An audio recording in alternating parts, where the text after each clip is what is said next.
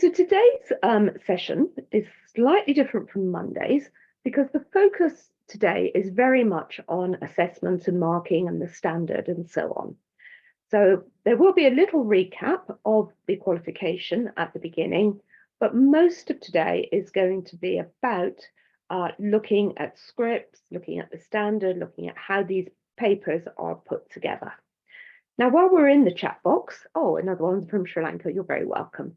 While we're in the chat box, just wonder if your centre is thinking of doing paper 1 and paper 2, the complete exam route, or paper 1 and paper 3, the exam and coursework. So just while we're going through today's agenda, if you could pop that into the chat box as well, that would be really helpful.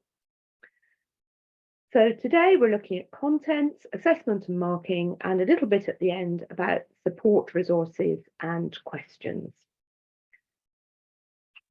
So our aims and objectives today, we're looking to understand the assessment objectives. You might hear me referring to those as in shorthand as AO for the specification A. We'll be looking at question types. We'll be going through, it's a very logical piece of training. This will just be walking through those papers. We'll be looking at the mark schemes, and we're going to practice using those mark schemes with some scripts. We'll be using the June 2023 paper, and I'll be telling you where to find those in your resources as we go through. And then we'll just look a little bit about some of the support provided by Pearson around assessment and exemplars towards the end, and talking about the examiner report. The principal examiner writes a report on each series. So it might also be good to just pop in the chat box if you're completely new. Oh, thank you for that. Oh, but you're just ahead of me. Well done. Thank you. Yeah, that's all good. So yeah, I'll cover the paper 2 and the coursework towards in the second half of the training, so you'll be able to make an informed decision about that, Alba. Thank you. So thinking about the contents of the specification, that's where we're going to go. We're going to talk a little bit about Pearson. We talked a bit about this on Tuesday. Just that we are about qualification, support and impact. It's about lifelong learning opportunities, setting our students up for their life, really. And as I said on Tuesday, Edexcel is part of Pearson Education. When I first started working for them too many years ago, possibly, I worked for Edexcel, which was the assessment wing. And Pearson was the publishing wing, and they've come together. That's why we're now known as Pearson Edexcel. But 150 years of international education experience, more than 3.4 million learners in 70 plus countries. That's always a little bit mind-boggling. And 9 million scripts marked annually with exceptionally reliable results. And I can't even visualize what 9 million scripts looks like, but I know it's a lot. So just a quick reminder of how the qualification is put together. So there are 2 routes through this, but everyone does component 1. So that's our non-fiction text and transactional writing. It is the more heavily weighted of the routes through. Everybody has to do this. It's 60%, and everybody has to do the exam. The 2-hour, 15-minute exam, it has 90 marks. So there's a reading section and a writing section. The reading section has 5 questions. They're a mixture of short and long answer questions, and they're related to a non-fiction text from part 1 of the anthology and 1 previously unseen extract. And I'll be talking a little bit more about the anthology. But there are 45 marks for the reading questions 1 to 5, and then students have a choice of 2 questions for writing. It is transactional writing. They choose one of those 45 mark writing tasks from that choice of 2, and they know about the audience, form and purposes given to them in the question. So everybody does component 1. Then centres choose whether they want to do the exam route, which is component 2, or the coursework route, which is component 3. Whichever route you take, it's 40% of the total qualification. So if you choose the exam route, the reading is section A, and it's 130 mark essay question on a poetry or prose text, which they will have studied from the Pearson anthology. And then the writing section is a piece of imaginative writing. Again, it's worth 30 marks. Those sections are equally weighted on reading and writing for both papers. And they get a choice of 3 questions there. If you choose the coursework components, again, it's poetry and prose text and imaginative writing. Assignment A is 130 mark essay question based on 3 texts, poetry or prose, but they have to study at least 1 poetry and at least 1 prose they have to discuss in that essay. So they're looking at 3 extracts from the anthology text. And then again, assignment B is 130 mark imaginative writing task. So that's how the qualification is put together. Either component 1 and component 2, or component 1 and component 3, and that's the centre choice, which of those you choose to do. A little bit about the spoken language endorsement for the international qualification. This is not mandatory. It's a choice that centres make. We're not going to be talking too much about this today. We're just looking at the elements of the qualification that contribute to the final grade. The endorsement is it appears on the front of the certificate at either pass, merit, or distinction. I'm just going to let somebody else into the meeting. There we are. There are updates. There are benchmark recordings for that endorsement that you can find on the website, and Claire Haviland's updates on the endorsement as well. If you've got any questions about it, you're very welcome to ask them in the chat box. So just a quick reminder, we did a bit of this on Tuesday, but if you weren't here on Tuesday, this is just a bit of a reminder that students study a range of non-fiction and fiction texts from the Pearson Edexcel International GCSE Anthology, which can be ordered online. They develop skills in reading and understanding unseen non-fiction texts, that's in paper 1. They develop skills to analyse and compare different forms of writing, again in paper 1. They develop transactional writing skills for paper 1, imaginative writing skills for paper 2, and speaking and listening skills if you choose to do the endorsement. A little bit about the anthology. Parts 1 and 2, all of those extracts, and we'll be looking at what those are in a moment, must be taught for parts 1 and 2. This is SO6 in your download folder. It's at the heart of this qualification. So part 1 is used for paper 1, and part 2 is used for papers 2 and 3. Part 3 is used if you choose to do for ET, the IGCSE in English literature. They're ordered from the website. Students have a copy each for use in the classroom, and they need to be confident about all of those texts.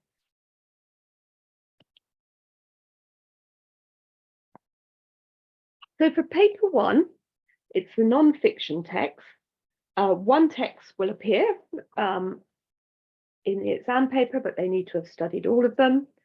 And some of them are extracts and some of them are whole responses. The majority of them are extracts. And The Danger of a Single Story, A Passage to Africa. Now, A Passage to Africa is the one that appeared in the June 2023 paper, and that's the one we'll be working with a bit today. The Explorer's Daughter, Explorers or Boys Messing About, From Between a Rock and a Hard Place, Young and Dyslexic, A Game of Polo with a Headless Goat, Beyond the Sky and the Earth, H is for Hawk, and Chinese Cinderella.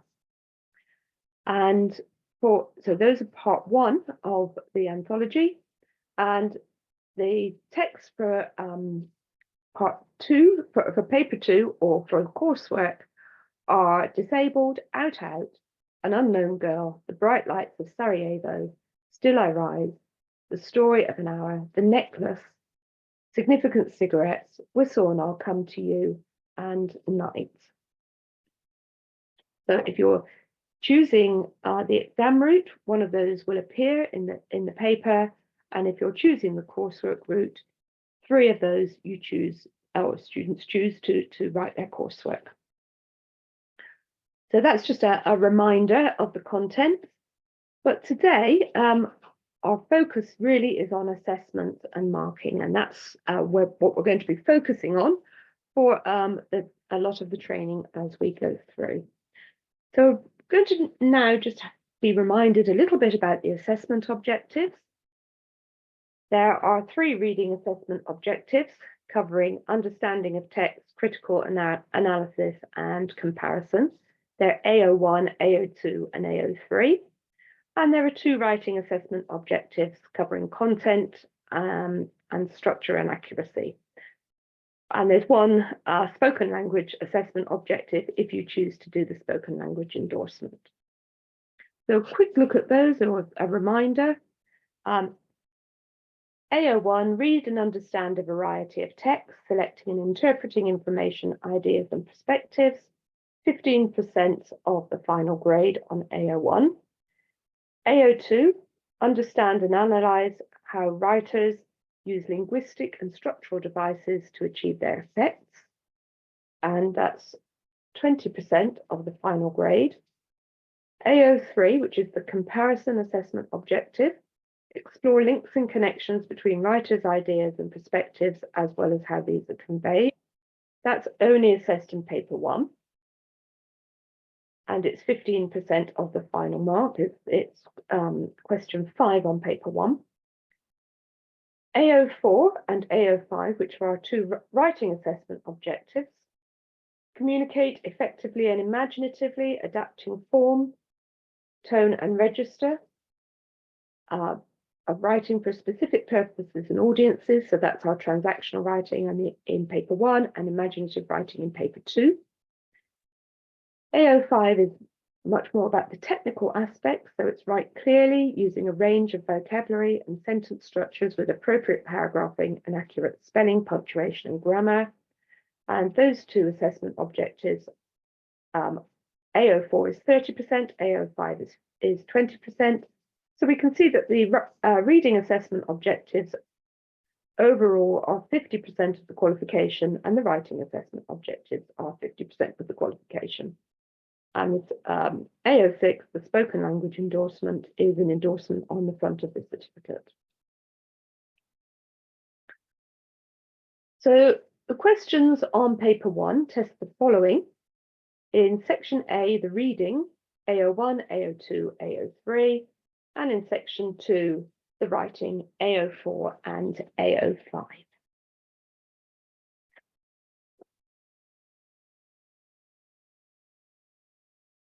So section A of paper 1, the reading section, these are the reading questions.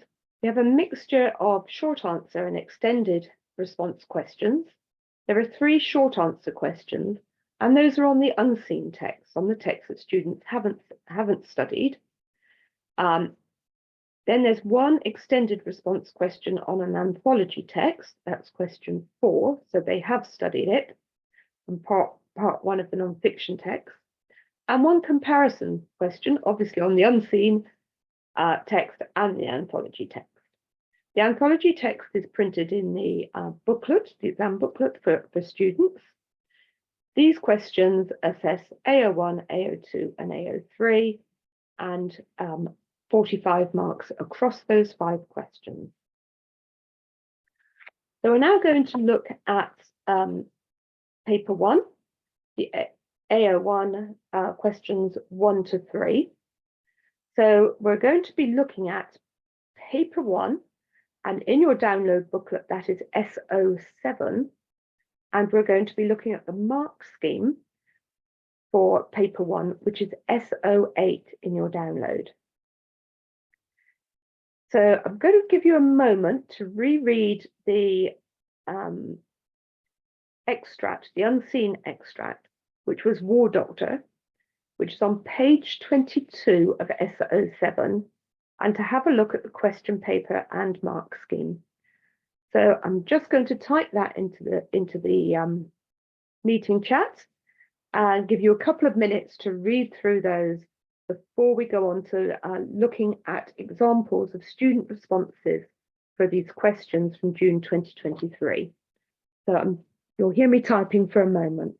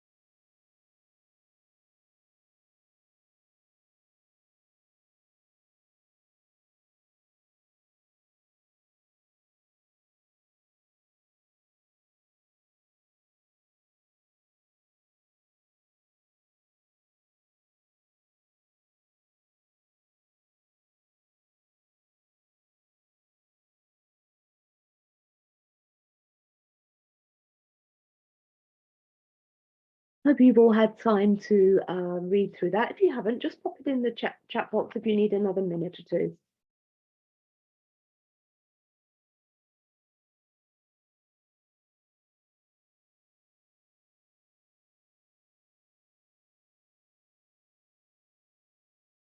So the rest of this training is a very logical walk through papers 1, paper 2, and a little bit about the coursework. So we're going to start each of the questions with some comments from the principal examiner on that paper, SO7, that question paper from June 2023. So the principal examiner said the important advice for this question is to look at the line references given and to select single words or short phrases from the passage, not to attempt to use own words, and not to spend time giving comment or explanation, which cannot be rewarded here. On the few occasions when both marks were not achieved, this was usually because the candidate had not looked at the correct lines and gave words and phrases from line 1. Others possibly misread the question and thought they had been asked to select words that described the war zones. If the given lines were simply copied out in full, then no marks could be awarded as no skills of selection had been demonstrated. So it's about students making a selection from the line references. So let's just have a look at this next slide isn't in the pack, so we're just going to look at it on the screen. We had a little look at this the other day. So the first candidate, the question was from lines 3 to 5, select 2 words or phrases that explain why David Knott works in war zones. So David Knott wants to help people, and David Knott likes the thrill.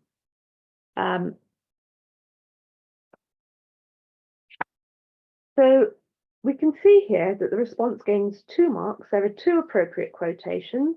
They've been selected and they're clearly set out in the space provided. The second answer there, trouble and terrible places. The first word, trouble, comes from outside of the line references. And the phrase selected for the second point on its own doesn't answer the question.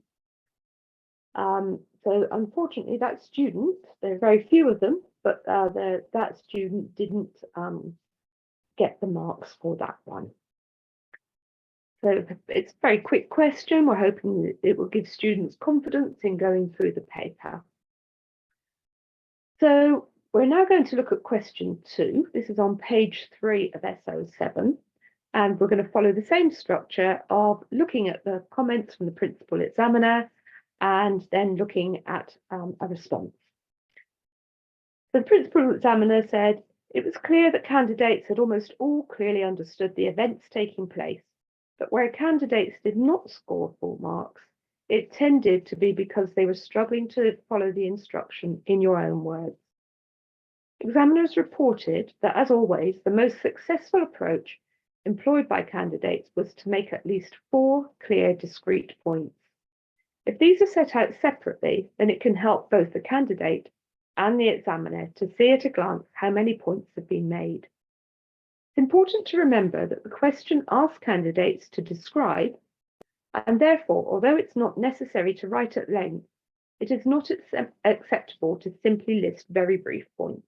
The response must be written in full and complete sentences that clearly demonstrate understanding and secure interpretation. And it's important that the given lines are read closely and carefully. So here we have, again, this one isn't in your download pack, but here we have an example. So the question was, look again at lines 26 to 41. In your own words, describe what happens. And this student has written, someone opened the door to the surgery. The hospital was to be bombed, so they were on there were orders to leave the building. The doctor is conflicted in whether to leave his patient or not. And after deliberating with himself, he chooses to stay.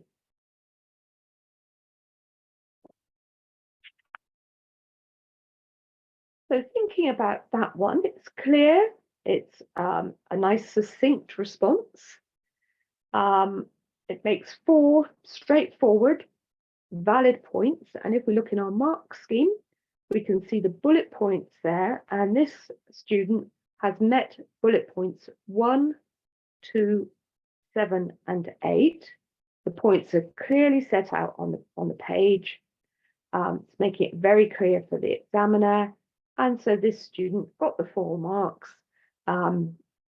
Very clearly done, isn't it? So nice response there. Again, the expectation is that students will gain these AO1 marks very easily, questions 1, 2, and 3.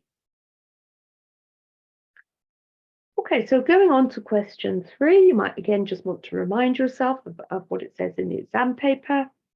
And we're going to follow the same structure, looking at the examiner report first, and then looking at the a response.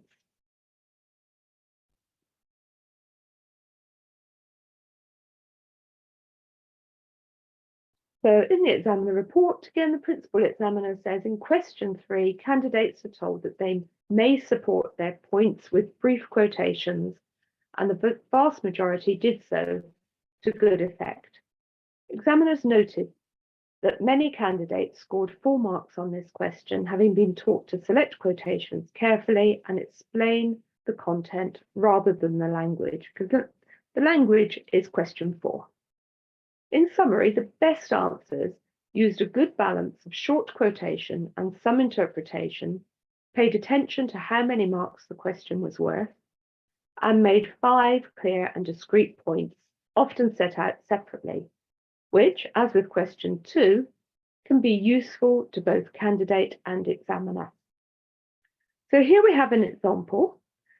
This is the full response to this question. I'm going to give you a minute or so to just read through that and see if you can spot those bullet points from the mark scheme. So just give you a while just to think about which bullet points have been met, where they've been met. The mark scheme, just a reminder, is SO3 in your pack. And then I'll give you a little heads up afterwards as to which bullet points were met. Remember, there are 5 marks available here. So which number of bullet points can you find in that response?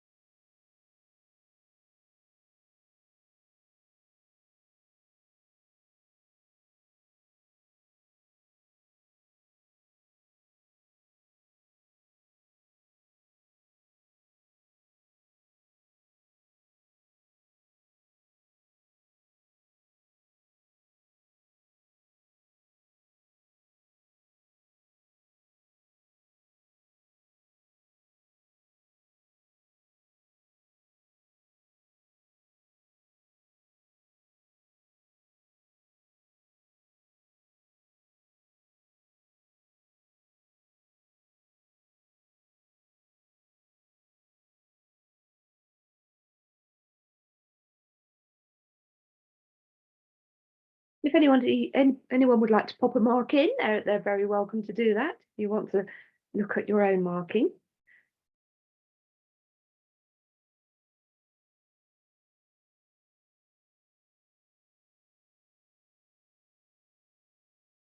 So that one does actually, it is a 4 mark response. It picks a number of the bullet points, doesn't it?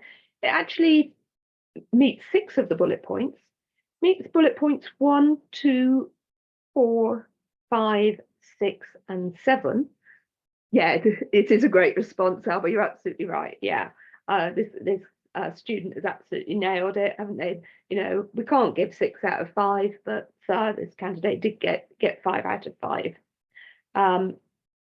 So yes, it's a very good response. Okay, so following our logical walk through this this paper 1, we're now moving on to question 4. So we're now moving from the unseen text to the text that candidates have studied. So this was the George Alagiah text from the anthology. Hopefully you're familiar with that. If you're not, well, give you a moment in a minute to have a quick look at it. But following that logical structure, we're going to look at the demands, the requirements of this question 4. It's worth 12 marks. So obviously, the previous questions, the AO1 questions, are worth 11 marks overall for questions 1, 2, and 3. Question 4, students have studied this text. They don't know which one will appear, but it is printed for them. And we're now moving to AO2, which is our analysis of language and structure, and it's 12 marks. So we're requiring here a more detailed and developed response. They need to comment on the writer's use of language and structure, but it's not just random quotations or random comments about language and structure. The question has got a focus. So it's important that students look at what the focus of the question is, make their points relevant. Language points might cover things like word choice and their impact, types of language, techniques, similes, metaphors. We all know these as English teachers. The effect of these must be considered, how they contribute to the tone, to reader engagement, so that focus that they're asked to write on. Structural points can cover things like sentence length and structure, rhetorical questions, paragraphing, change of focus. We all know these kind of things, circular structure. We all know what these structural features are. But again, the purpose and effect of these should always be considered. So the question is, again, we're talking about SO7 in the download pack. That's the question paper, and the question is on page 5. So the question was, how does the writer George Alagiah use language and structure in text 2 to shock the reader? So that's our focus. You should support your answer with close reference to the extract, including brief quotations. So the comments from the principal examiner for the June 2023 paper was there does not need to be an equal number of points on language and structure, but both should be addressed, as indeed they were by nearly all candidates. It was evident to examiners that most candidates had a secure knowledge of this text and could approach the question with confidence.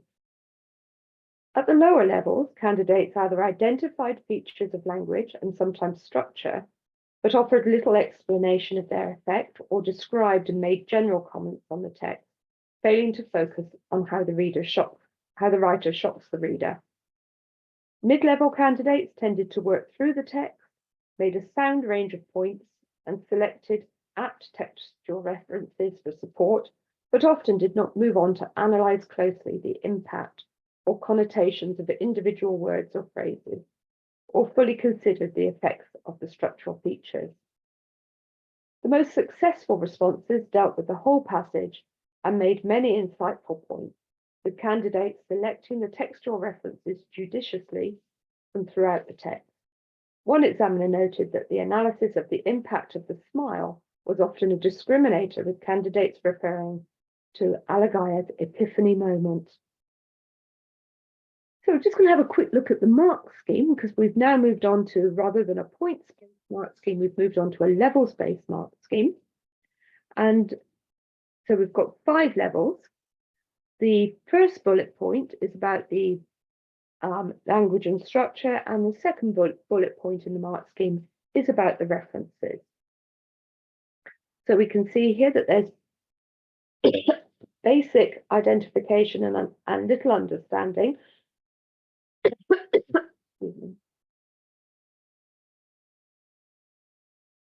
of language and structure. To achieve effect in level 1, some understanding and comment. In level 2, and the references there would be valid, clear understanding and explanation. In level 3, with appropriate references. Level 4, thorough understanding and exploration. And then the references would be detailed and appropriate. And in level 5, we're looking at perceptive understanding and analysis of language and structure and discriminating references. We touched on this a little bit on Tuesday. So what we've got now is a little marking exercise. So it's going to be over to you for a little bit. We're looking now at the delegate booklet, which is SO2 in your download pack. There are 3 scripts in there. They're labelled 4A, 4B and 4C. We're looking now at pages 2 to 9. So there's a little bit of reading to do here. I'm going to tell you we've got a level 3, a level 4 and a level 5.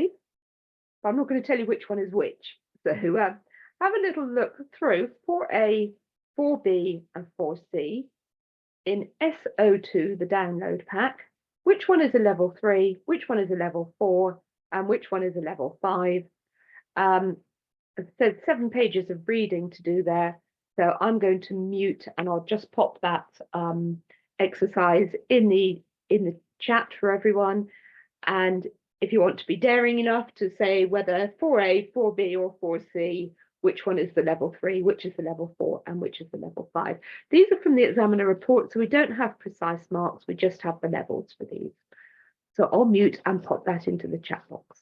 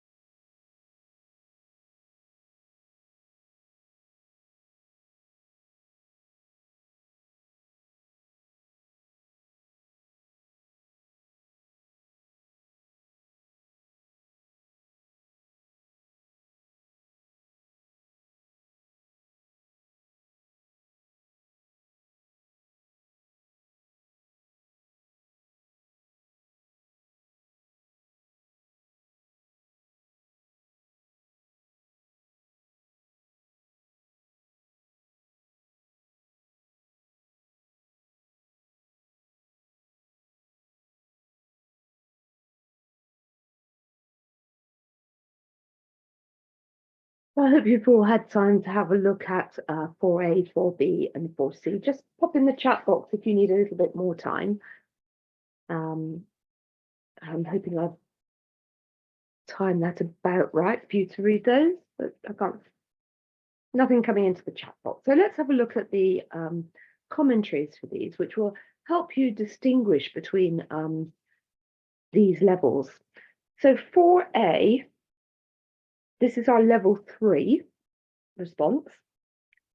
The candidate makes points about the use of graphic imagery, repetition, short sentences, and longer sentences, which contain some strong vocabulary, all being intended to shock the reader. Now we can see in that one, that word from level 3, explanation. And I think this will help you distinguish between them. If we think of those key words, clear understanding, but points, although supported by relevant references, lack development. So it is a response that explains. So a mark in the middle of level 3 was given for this. And there's a nice little examiner tip from the examiner report there. To achieve above level 3, aim to develop points. For example, the above response, in the above response, the candidate might have explored how exactly the list of descriptive words selected create a disturbing picture. So that's a level 3 response with that word explain. 4B, this one is the level 5 because it meets all of level 4 criteria. And then we're looking at, can we push it over that boundary? So this candidate has produced a thorough and very thoughtful answer, which makes a number of relevant and wide-ranging points about language and structure. Note how this candidate examines, for example, the language of Like a Ghost Village in a way that the level 3 response does not. This response also considers Alagaya's view of his role as a journalist. All of the level 4 criteria are met, but the response does not have the degree of analysis or perception needed for a mark in level 5. So top level 4 for script 4B. Again, circling keywords in the question can help to ensure an appropriate focus with our examiner tip there. And then this very good one, 4C, which is a lovely response. It's obviously hopefully you thought this, it's perceptive, so it's obviously a level 5 response. This impressive response contains a number of perceptive and insightful points. So hopefully we're seeing the difference between explain, explore, perceptive, and this one is analytical, and demonstrates an extremely good understanding of the impact of the smile. The candidate is discriminating in their selection of references and offers some analysis of a range of language and structural features, such as the use of detail, short, sharp sentence, triplet of adjectives, and repetition, which are all covered on the first page. Points are often developed with close examination of word choice. The response not only considers how Alagaya is moved by what he sees, but also looks at how the reader is affected by the way in which the piece is written. This fulfills all of level 5. So lovely, lovely response there. Okay, so that brings us to the end of question 4, our AO2. So now we're moving on to AO3, question 5. So we're moving from AO2 to AO3. The question is on page 9 of SO7. And the question was, compare how the writers present their ideas and perspectives about their experience. So now we're working with the unseen text and the text that students have studied. We're working with those 2 extracts. Support your answer with detailed examples from both texts, including brief quotations. So the requirements of this question, compare is the command verb of the question. So it's a good idea to introduce comparative points right from the start. That kind of answer that says both texts. Candidates will be asked to compare how the writers present their ideas and perspectives.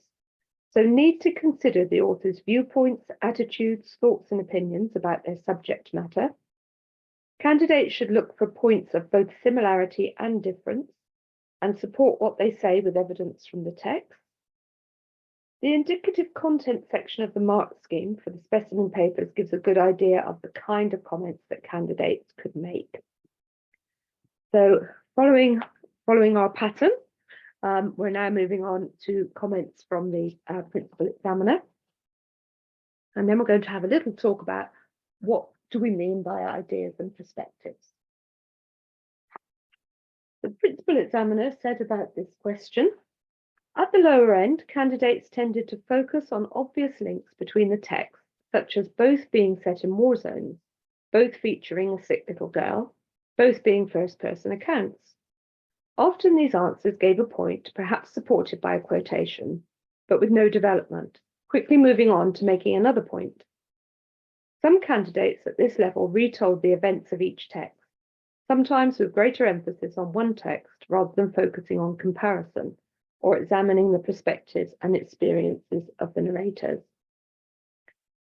The more successful responses focused almost immediately on comparing specific details of the extracts and looked at the writer's perspectives as well as their ideas.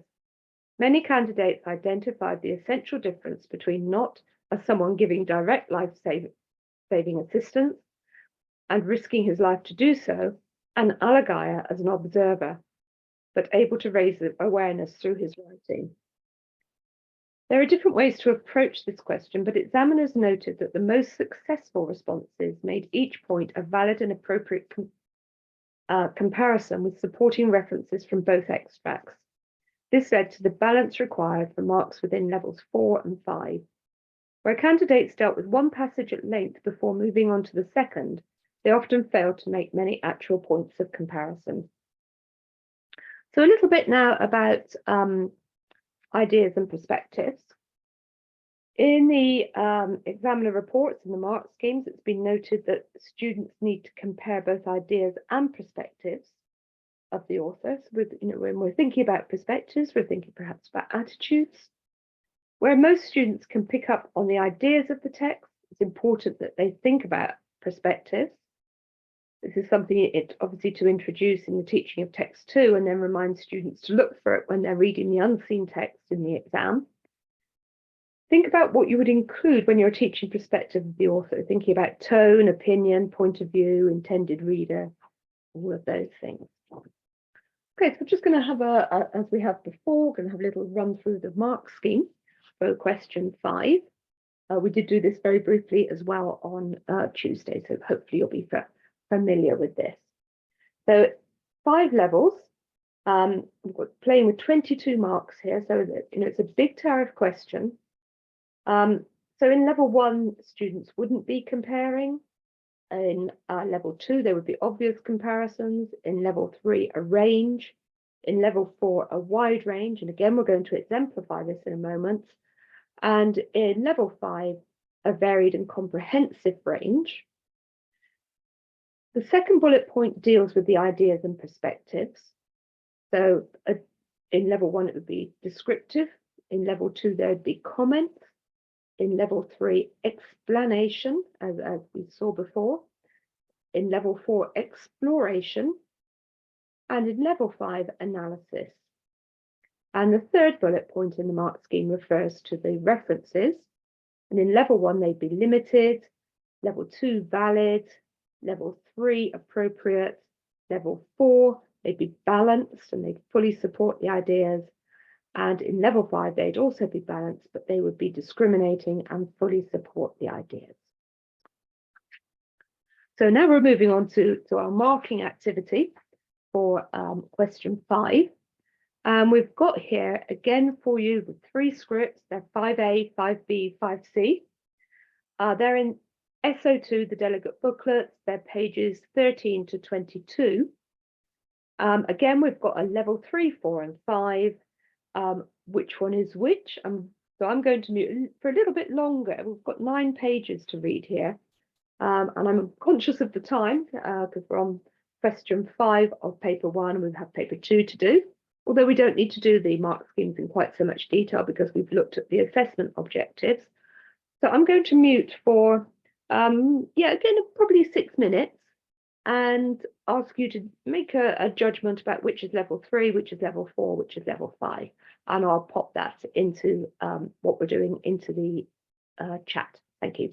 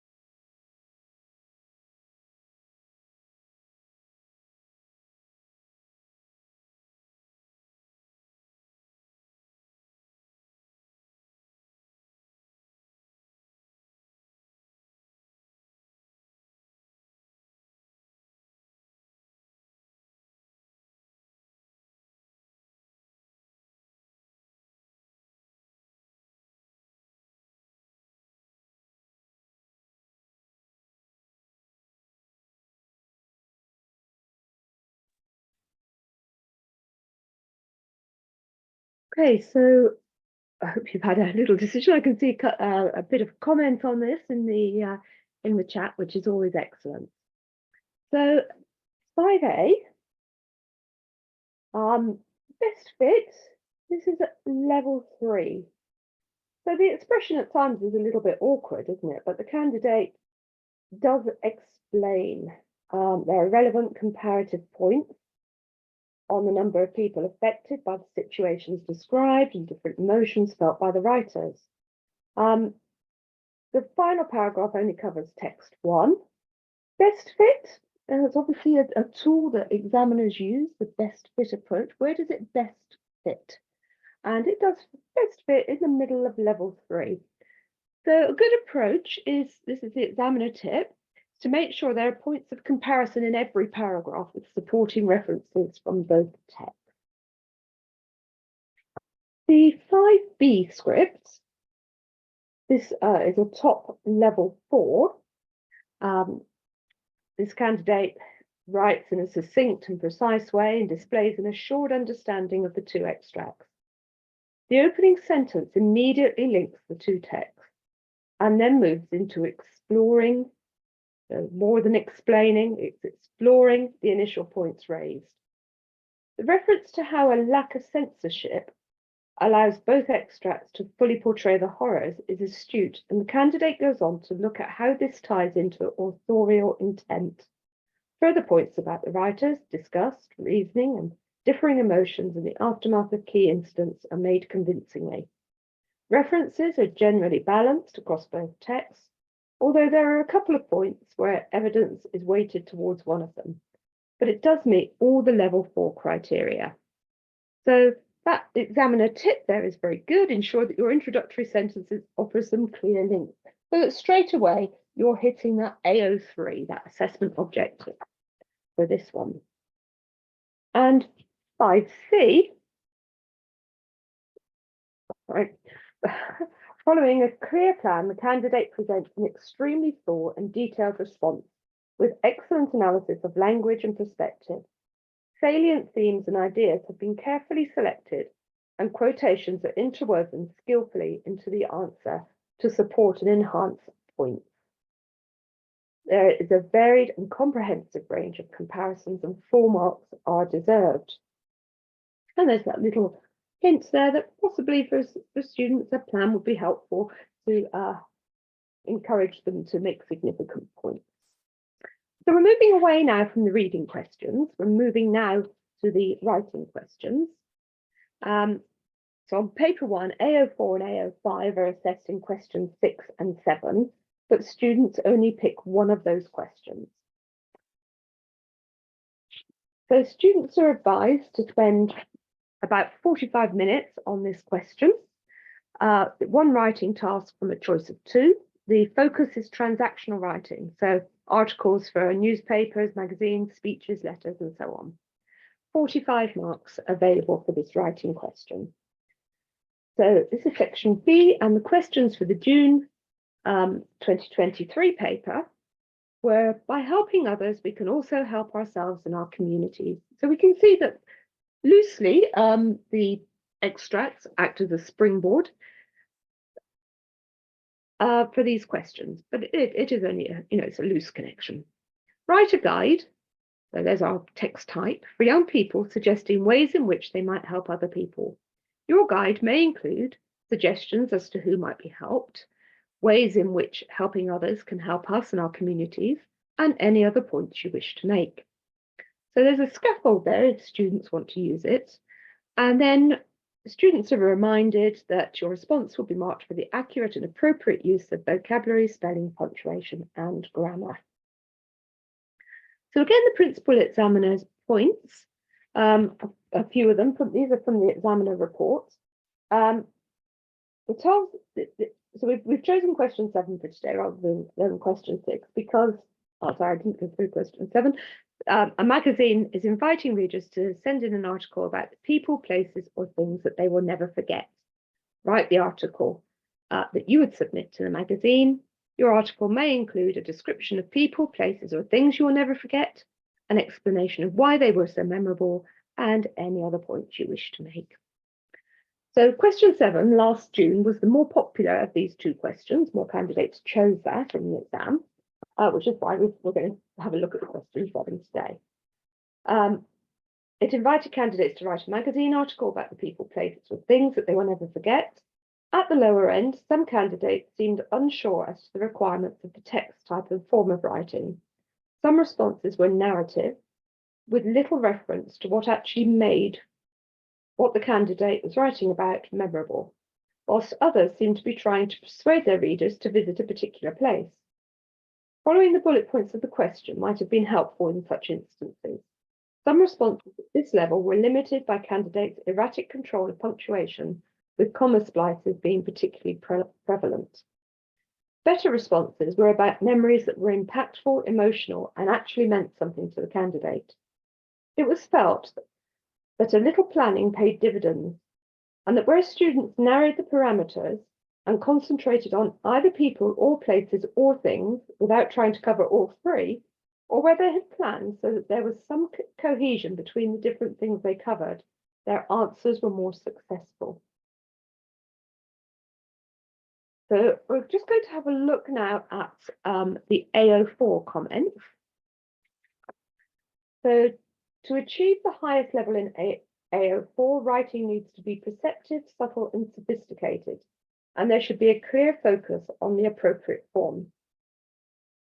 And then for AO5, candidates should consider the ordering of their ideas, writing clear paragraphs, and aim to link them effectively. There needs to be accuracy, but also a strategic use of an extensive vocabulary and an assured and controlled use of a range of sentence structures to achieve particular effects. Candidates should not avoid using an ambitious vocabulary because they fear making spelling mistakes.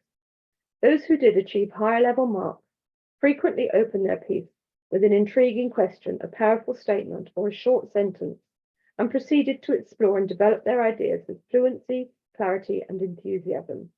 Candidates are advised that colloquialisms such as gonna and wanna should only be employed in direct speech. So a quick look at these mark schemes. So this is the AO4 mark scheme. We can see there that the first bullet point is about communication. Basic in level 1, broadly appropriate in level 2, clear in level 3, successful in level 4, and perceptive and subtle in level 5. And then the purpose is in the second bullet point, little awareness, a grasp, a clear sense, a secure realization, and sharply focused up there in level 5.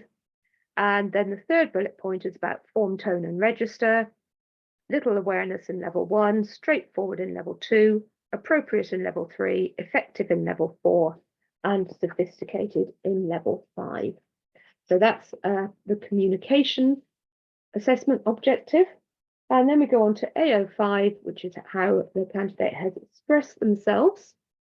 And we can see there that the first one is about expression. I'll leave you to read through how those move up, orders, develops, connects, manages, manipulates. And then the second bullet point is about vocabulary, basic, some, varied, wide selective, extensive, as we go up through those levels. And then the third bullet point is about the punctuation, basic, some control, accurate and varied, a range for clarity, and then punctuation, writing with accuracy to aid emphasis and precision.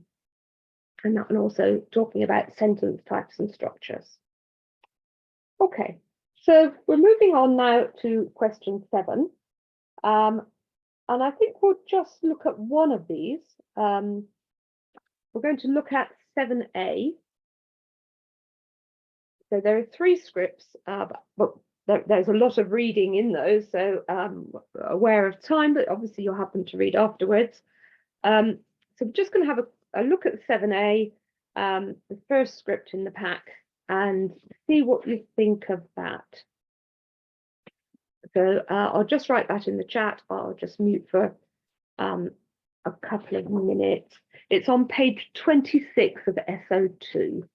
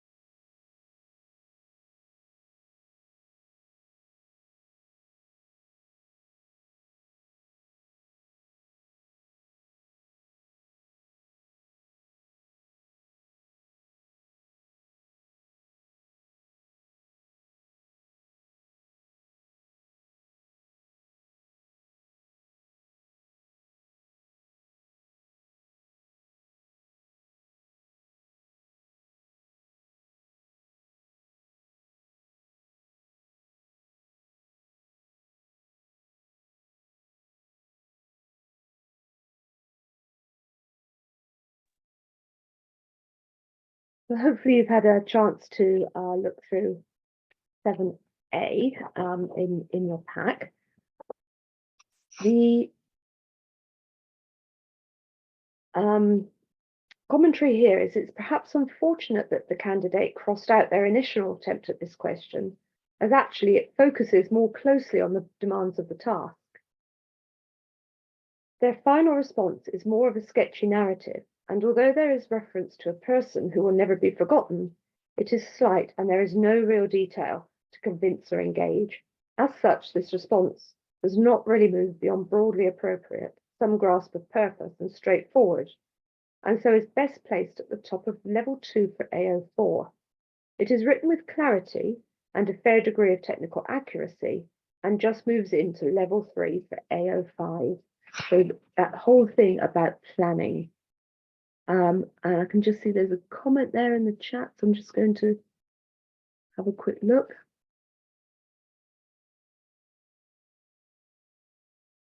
Yeah, that's a good comment, Albert. Thank you.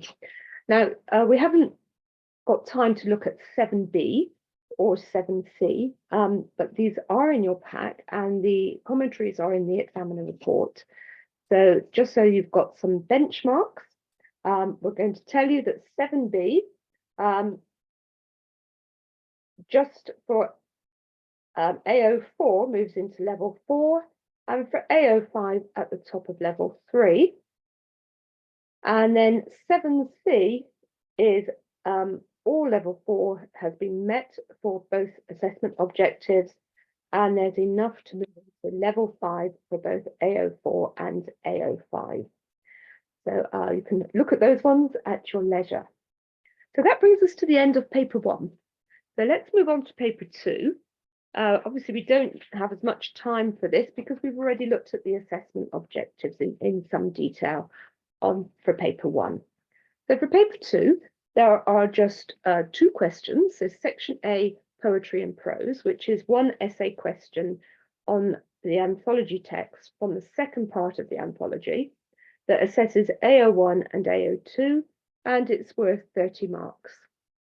And section B is the imaginative writing. It's a creative response, again assessing the writing assessment objectives, AO4 and AO5, and there are 30 marks available, 18 for AO4 and 12 for AO5. So we can see here where they're assessed, and we're going to move on now to look at question 1. So anthology text, one of those will appear for the students. How does the writer create sympathy for the boy in Out Out? This was the June 2023 question. In your answer, and it's scaffolded and the word there is should, you should write about how the saw and the boy's reaction to the accident are presented, how the other people in the poem react to the accident, and the use of language and structure. You should support your answer with close reference to the poem, including brief quotations.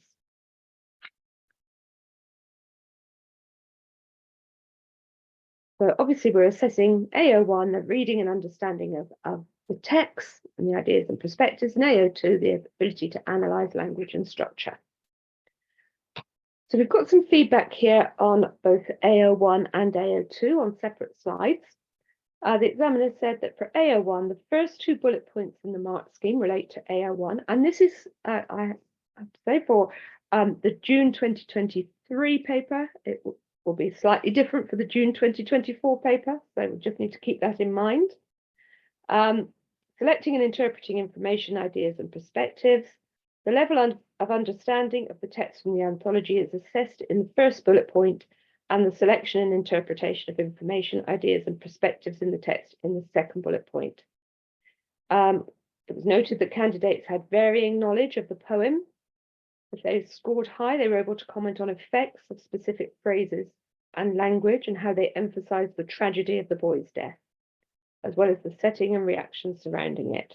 More basic responses focused on the portrayal of the soul and physical harm it did, overlooking the human tragedy.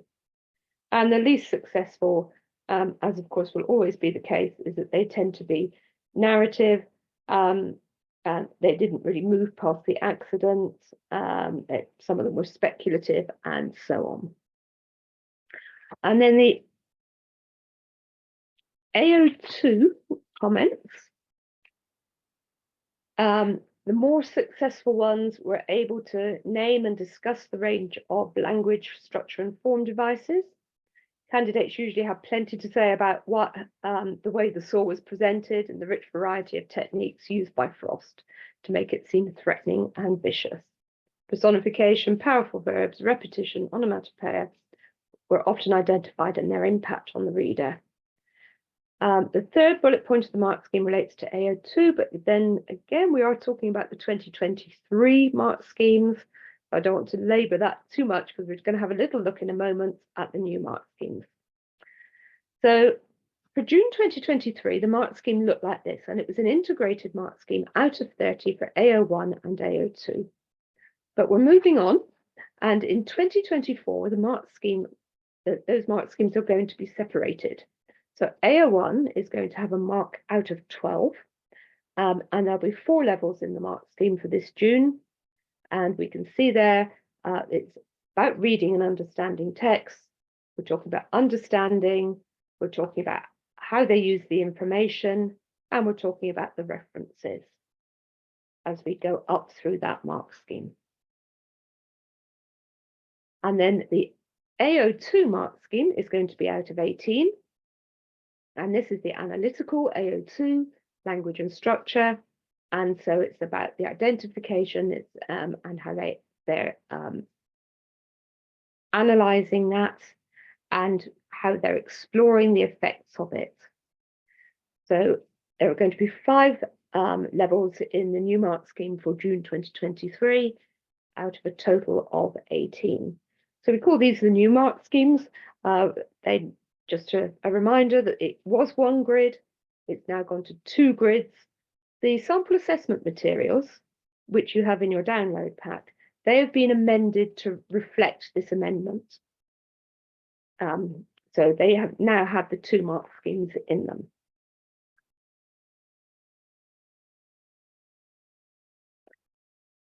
So we're going to have a look now at script 1A. It's a nice script. It's on page 39 of SO2. There are lots more examples. We're only going to look at this one. There are lots of examples in the examiner report for paper 2. The examiner report for paper 2 is SO12 in your download pack. But we're just going to look at 1A. So I'll give you a few minutes to look at 1A. And I'll tell you it is level 5. It's not at the top of level 5, but it is in level 5. So I'll just mute and I'll just pop those directions. Page 39 of SO2, I'll just pop them into the chat.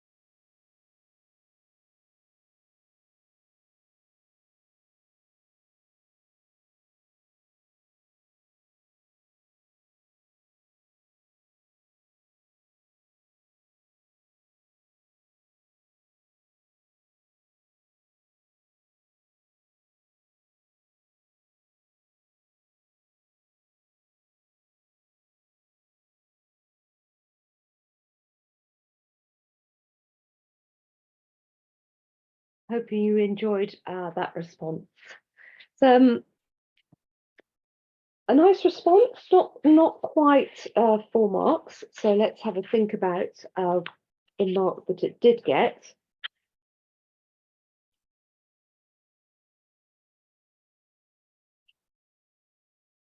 So it begins with a clear overview of the poem. It's immediately evident that this is a candidate who knows this poem, who studied this poem. Definitely perceptive understanding of the text. For example, on the first page, the idea of the contrast between the man and the child, reinforcing the cruel nature of child labour, which then moves on to discuss the pleading tone. Don't let him cut my hand off. On the second page, the candidate again uses the idea of forced labour, but this adds little to the ongoing points.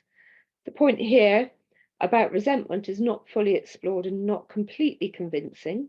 So these are the things that are keeping it from the top of level 5. The third page returns to well-exemplified analysis with comments about the impact of both the caesura and the enjambment. Perceptive understanding is shown in the comments, such as the unnerving lack of sentimental feelings, but an ominous atmosphere. You know, if we're thinking about everything this candidate does, it's all pretty sound, isn't it? Mostly perceptive understanding and analysis of language and structure. So a fair mark for this is a mark of 28, securely in level 5, not quite at the top of level 5. Okay, but hopefully a very nice, enjoyable script to have a read of there.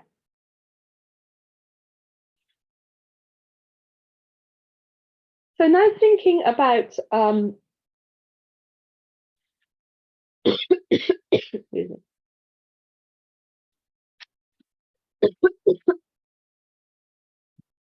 thinking about questions 2, 3, and 4, and there's a choice here. There's always a choice of the imaginative writing for students.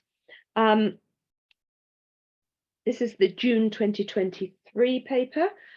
Choice of 3 questions. Write about a time when you or someone you know met up with family or friends. Students are always told that their response can be real or imagined, and then they're always signposted to the AO5. So your response will be marked for the accurate and appropriate use of vocabulary, spelling, punctuation, and grammar. The second one was write a story with the title The Sunset Experience. And the third one, look at the images provided, write a story that begins, the mountain looked impossibly high. So there would always be a choice of 3. So comments from the principal examiner said that the main areas that discriminated the writing responses were whether candidates could meet both parts of the first part of bullet 1 in the mark scheme for AO5. So it's about expressing ideas to achieve in level 2. In level 3, that connected ideas not developed, successful tone, style, and register, spelling is basic, those kind of things. Sentence structure was clearly an area centres had focused on, varying the way sentences begin, more use of subordinate clauses to begin complex sentences, effective use of one-word sentences. So all the things that they're taught, I suppose, to recognise in that question 4 on paper 1, they're actually using in their own writing. Key message there for centres is to focus on crafting and organisation, whatever the nature of the task. So there's some useful comments there from the examiner report. And you do have that examiner report in your download. So we don't need to spend long here on the mark schemes. They are the same assessment objectives as on paper 1, just the mark is different. So if you remember, on paper 1, it's 27 plus 18. On this paper, it's 18 plus 12, but the words within the levels are, of course, the same. So that's our AO4, and this is our AO5. So we're now going to look at a question for question 2. This is script 2A. So in SO2, this is page 48. it's 4 pages, but it's easy to read. It's very easy to read, very readable. So script 2A, page 48 on SO2. Again, I'll mute for a couple of minutes and pop that into the chat, and just thinking about where you might put this one. Thank you.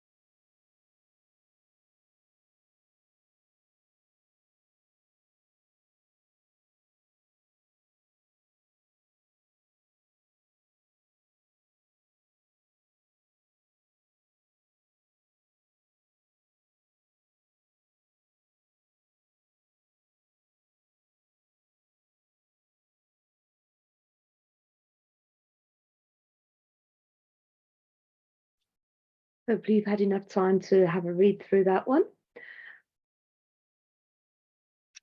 This is a level 4 response for both AO4 and AO5.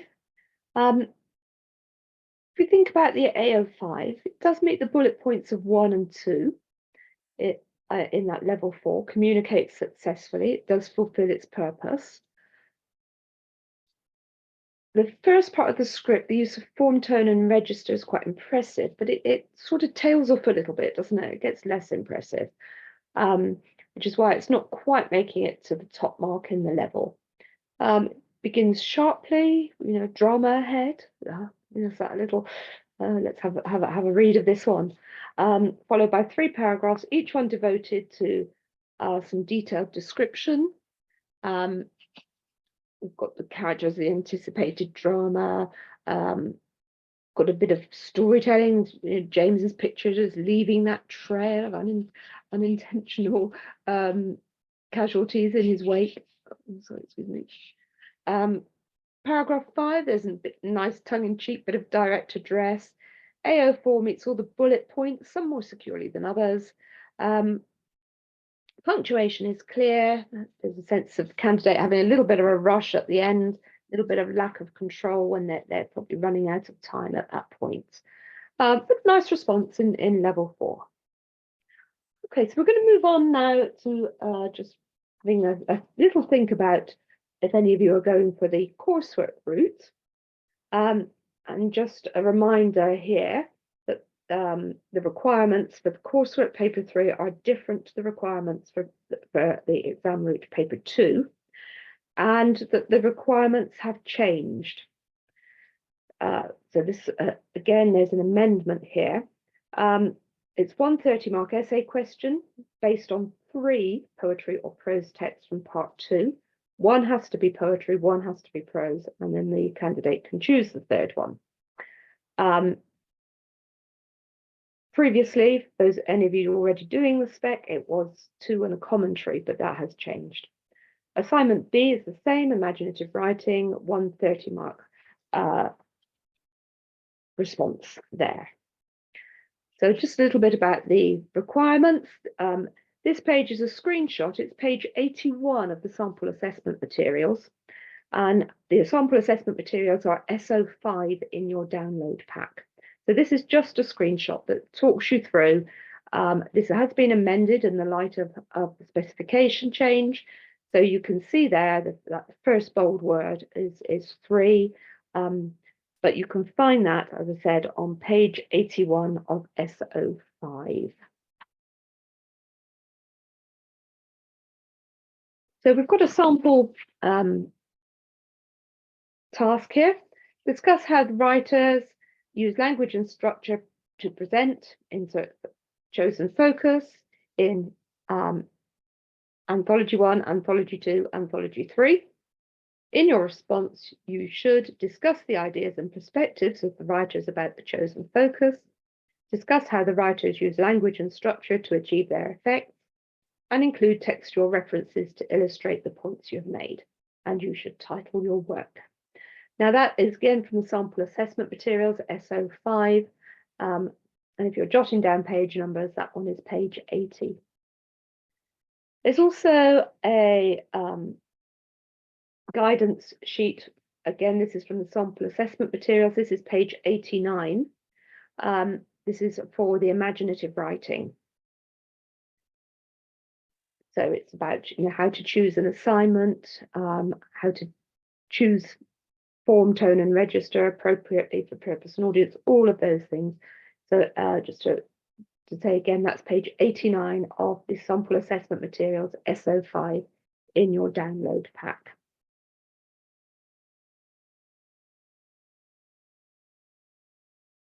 So again, we have a sample assessment for you.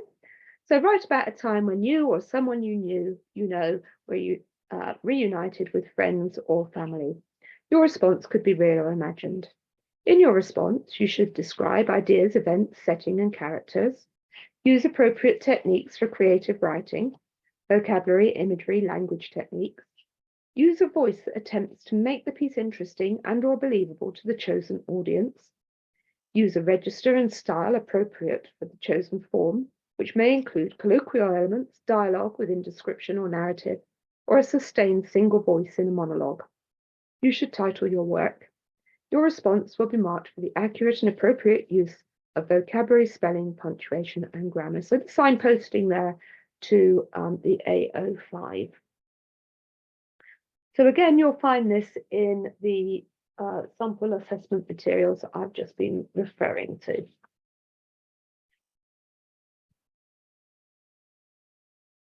So in the pack, it's the document labeled SO3. There are 2 assignment A examples with mark schemes and commentaries. We're not going to have time to look at those today, but they are there for you. And so there's something that you can look at in your own time. The commentaries are in the folders for that, in SO3 for that. So you can look at those at your leisure. So moving on to, those are the commentaries, but you'll find those in the pack, SO3. Spoken language endorsement, as we've said, is optional for the international IGCSE. But there's plenty of information about that on the website. So we're going to just move on for our last few minutes together to talk about the support that's available to you from Pearson.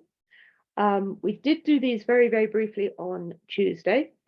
So we can see there that this is a screenshot of the page from the website, that there are the specification and the sample assessment materials. We're looking at specification 6, sample assessment materials 3, 128 exam materials. Just a reminder that there's the main paper, which is 01, and as you can see where it says exemplar material, 01R, which is the regional paper. They are of the same standard, they're just regional because of the time zones. Then you can see there are 80 things in teaching and learning materials that you can look at. There are course planners and so on. So just if you're new to the spec, just have a little look around. There's plenty to support you, lesson plans and so on that we talked a little bit about on Tuesday. Then there are some published resources. You don't need to use those at all, but they are available if you wish. So there is a student book and a teacher pack. Access to scripts. This is a free online portal, and I'm just going to go through these very quickly because I did cover them in Tuesday's training. But obviously on results day, you can go in and you can immediately access your students' news scripts on results day and see how they did on each of the questions. Also provides, obviously you have to have student permission to look at those, but it allows you to do lots of things, to look at lots of things, but it can also help your teaching and learning, help you to see where students are doing better on the papers, where they're not doing so well, and target your teaching appropriately. Results Plus, that platform is an analysis tool. You can see student performance, you can see benchmark your school against other Pearson schools in your country. You can look at girls versus boys if you're a mixed school. It does all kinds of things. You know, there are lots of things you can do there, and there are some little videos that will show you what you can do. So again, a very, very useful tool. Then there's Exam Wizard, which is another free platform that allows you to make homework tasks, allows you to create question papers, things that appear there much sooner. So, for example, the latest question papers and mark schemes will appear there before they'll appear on the general website. Claire Havilands. Now, Claire, as I said the other day, is she's a subject advisor for all things English. So there's English language IGCSE specification A, specification B, the home GCSE, the international A level, the home A level. She's an excellent fount of knowledge. There are all kinds of things you can do there. You can follow her on Twitter, you can email her, contact her, you can get the subject advisor updates, which are very useful, give you all the latest updates on the specifications. You can book an appointment with her if you need to know more things, and she always replies to her email really, really quickly. So she's an excellent source after today's training.